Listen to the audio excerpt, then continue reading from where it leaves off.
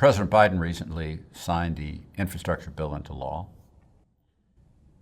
All kind of people have all kind of views about what this will do in the economy, in capital markets. What it'll do in the economy is much, much less than almost anyone thinks it will. And I'll come back to that in a moment. But what it'll do in capital markets is even less than that.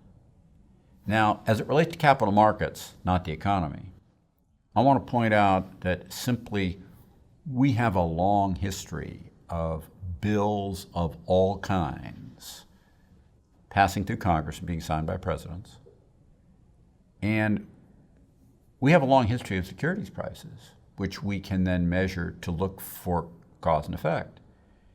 And if you ever heard me before, you know that one of the things that I say repeatedly, over and over to you, is that capital markets are in the core business of pre-pricing all widely known information, such that when you get to the actual event, the markets have priced it already, so the actual event has pretty much no impact on security prices. There's very little that gets discussed more than governmental legislation, whether it's tax packages, hikes or cuts, debated long before they're enacted and signed by a president, or these kinds of spending bills, whether it's on infrastructure or anything else. Think how very long people have been talking about this infrastructure bill and what's in it and what's not in it and what should be in it and what shouldn't be in it, and this part's good and that part's terrible. Oh my gosh. That all gets priced in advance because it's so widely discussed. Now, therefore, what I'm going to tell you is it has pretty much no impact on security prices. Pretty much none. That's hard for people to accept because it seems like it's big and important. But markets pre-price that stuff just like lickety-split. In the real world, all of this is less, and I've talked about this at some length in writing and also in some of these videos in the past.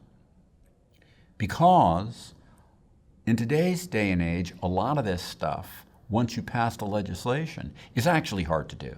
It's actually hard just to get her done. If you think of roads and bridges, tunnels, rerouting something, building something that has to go into the ground with footings and covers big distances, all this stuff takes long planning, heavy permitting from so many agencies. I'm going to tell you a little story. I used to live right next to Portland, Oregon, and there's an antiquated bridge there, the I-5 bridge, major north-south freeway from Seattle all the way down to Los Angeles, major trucking route. That bridge, they've been trying to replace that bridge for close to forever. From before I moved there to after I left there. And they never could do it. Why? Because today, you need 2 states, federal government, cities, counties, multiple agencies of all those things, all of whom are union workers, to all agree that this is what we should do. It's very hard to get that. Permitting, environmental concerns, engineering concerns, design concerns. Never could get that one done. Someday, maybe. My point is, in infrastructure attempts at the past, a lot of what is planned never happens.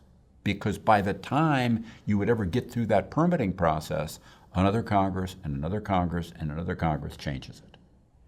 How much of that will happen this time? I don't really know. But I know that it will be far less than the actual bill that went through Congress. Now, there's a lot of stuff in that bill that's what I would view as strange. And a lot of that stuff also will take time. It's more likely some of the strange stuff gets spent than some of the stuff that is more vanilla infrastructure. But regardless, there will be less in the economy than people have read in the story, which is another reason why it isn't that big a deal. Subscribe to the Fisher Investment YouTube channel if you like what you've seen. Click the bell to be notified as soon as we publish new videos.